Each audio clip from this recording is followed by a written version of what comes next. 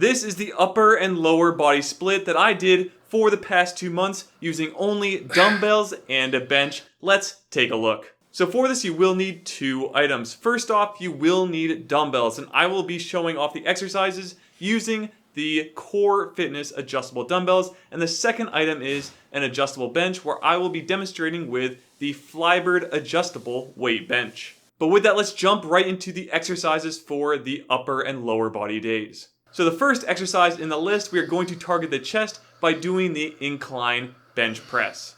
For this, you will need your adjustable bench set at around a 30-degree angle. And from there, we're going to sit on it, put those dumbbells up into position, and then push straight up overhead by trying to activate the chest muscles and of course using our arms to press overhead and getting an additional triceps as well in the movement.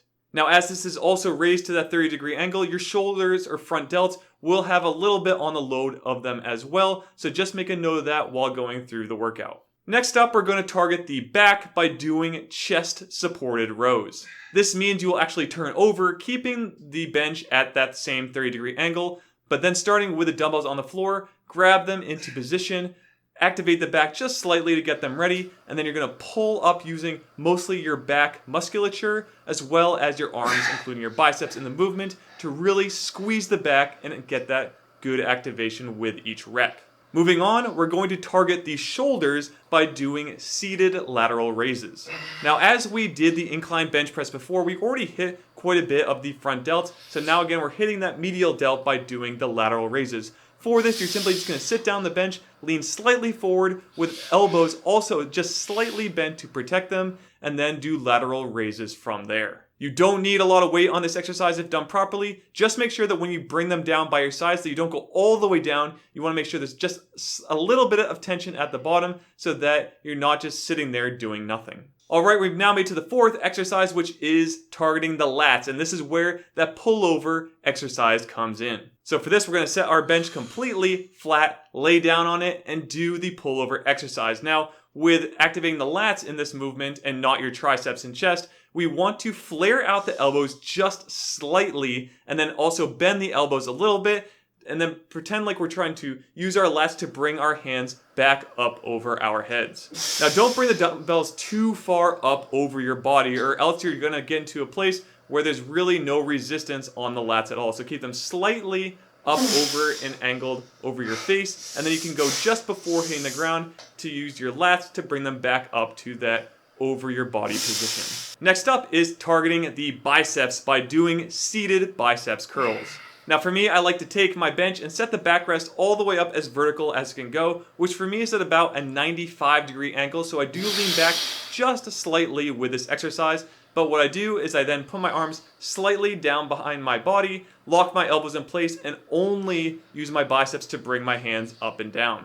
By locking your elbows in place, you're going to find that you can't do quite as much weight as when standing because you can kind of cheat a little bit. But if your elbows are locked in position, you're probably not going to lift all that weight. You can also do something called supinating or turning the wrists in the movement by starting in hammer position and turning the wrists as you come up. Or you can just be like me and do simple bicep curls, keeping them with your palms always facing up towards the ceiling. And our last exercise in the upper body day will be focusing on targeting the triceps by doing skull crushers. So now we're going to set the bench flat again, lie down on it, and put those dumbbells up over our face with our elbows slightly up and behind us, so they should be like right over your face themselves, and then lock them into place and only move your hands up and down by trying to push your hands straight up to the ceiling. You want to make sure your elbows are a little up over your head, that way the dumbbells can clear behind your head as well, and then when you push up, you're still keeping a bit more tension in the triceps overall when doing the movement. So that is it for the upper body day. Let's take a look at the lower body workout. So first up, we're going to start with our squat. Now, I used to put the dumbbells up in front of me in either a goblet squat or front squat style. However, I've changed in the past weeks by putting them down by my side because I found myself losing strength in my arms before my legs actually gave out. So instead, I put the dumbbells down by my side, but still do the squat pattern in the movement. So to keep that squat pattern, you're going to need to sit a little bit more straight up than doing something like a deadlift. And you're going to, again, pretend like you're sitting down on a bench with each rep and then push through your feet to get back into standing position. If done right, you should feel this a lot in the quads and probably in the glutes, but we're trying to avoid going too much in the posterior back leg muscles, as our next exercise will target that already. So next up, we're going to target the posterior leg muscles, or the back muscles, also known as the hamstrings and the glutes. In order to do this, we're going to do the Romanian deadlift. Now for this exercise, you're going to just put a slight bend in your knees, but still stay pretty straight up. And then you're going to push your pelvis and hips back when doing this movement, with the dumbbells just going straight towards the floor. If done properly, you should feel a good stretch in your hamstrings. And then by pushing through your feet, not pulling with your arms, but pushing through your feet and keeping your hands in that position with your shoulders locked up in position as well. So you don't want to roll them forward. You want them up and locked with your chest up in front of you. You're going to push through your feet, push with your glutes as well forward in order to get back into standing position. So exercises 3 and 4 are essentially the same, except one is going to do on one leg and then you're going to move to the other one.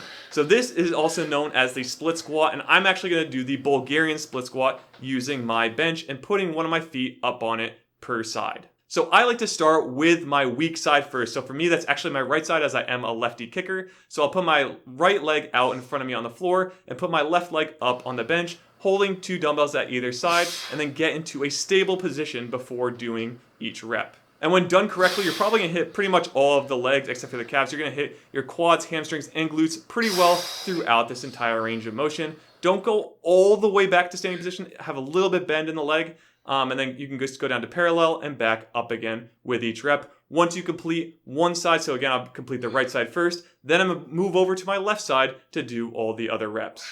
Now exercise 3 and 4 are the way. Exercise number 5, we are now moving down to the calves, as you need to hit them in order to get them to build bigger and stronger, and they are the most exposed lower body muscle, in that when you're wearing shorts during the summer, they are the one thing people will see with your legs. So for this, I was doing standing calf raises, but I've recently changed it to where I want to do seated calf raises instead. So I will set up the bench so it's just flat, sit down on it, and I actually take a step platform. You can use books or a crate or something to put your feet up on off the floor. That way I can allow my heels to go further down to get a greater stretch in the movement. But from there, I pick up the dumbbells, put them up on top of my knees, hold them into position, maybe press down just a little bit to keep them there, and then do each rep by just pushing with my feet and activating my calves with each rep.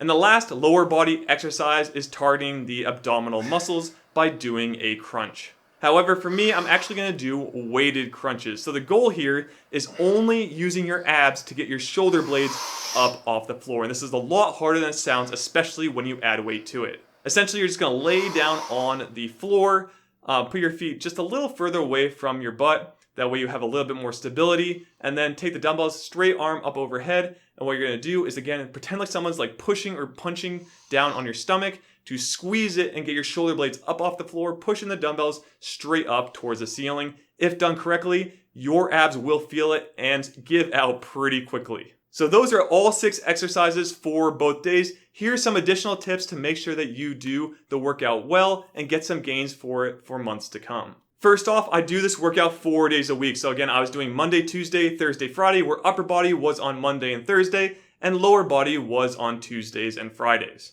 Now for me, the goal is to do one set where you fail between 5 and 15 total reps. However, I've changed it slightly to be where you will do additional sets to try and reach that 15 reps, but you're going to fail each time to try and get there. So for example, in the first set, I might do something like 9 reps and then fail on the 9th rep. I'll take something like a 30-second rest, jump back into it again, and then do another set to failure where I'm trying to reach 15. So I need 6 reps to reach the 15. And if I did them in that first 2 sets, I wouldn't need to do a 3rd set. However, say I did something like 7 reps the first one, 4 reps the second one, I'd still need an additional 4 reps to reach that 15 to get the 15 total reps. And that's just something I put in because working out by yourself, your brain is going to make it hard for you to properly reach real failure, even with good form. So I added in those additional kind of rest pause sets, if you want to call them that, in order to make sure I got enough stimulus to tell my body to get stronger.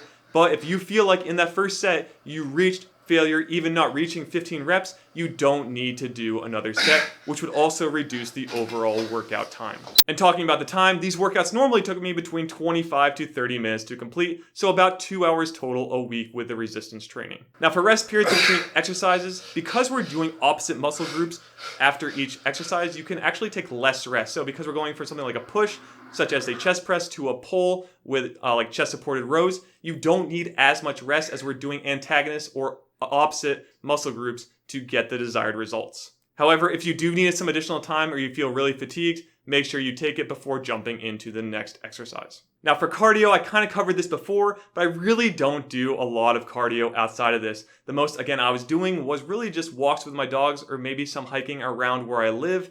The most outside of that I would do is I do a 1 mile race on my Renfo AI spin bike just for fun because I'm trying to beat one of these characters on it named Draco Malfoy, who is currently beating me by 8 seconds. So I'm going to beat him before I officially probably hang up the bike itself. But for now, I just enjoy maybe do it like once a week, but it isn't that much in terms of preventing me from getting stronger in my resistance workouts.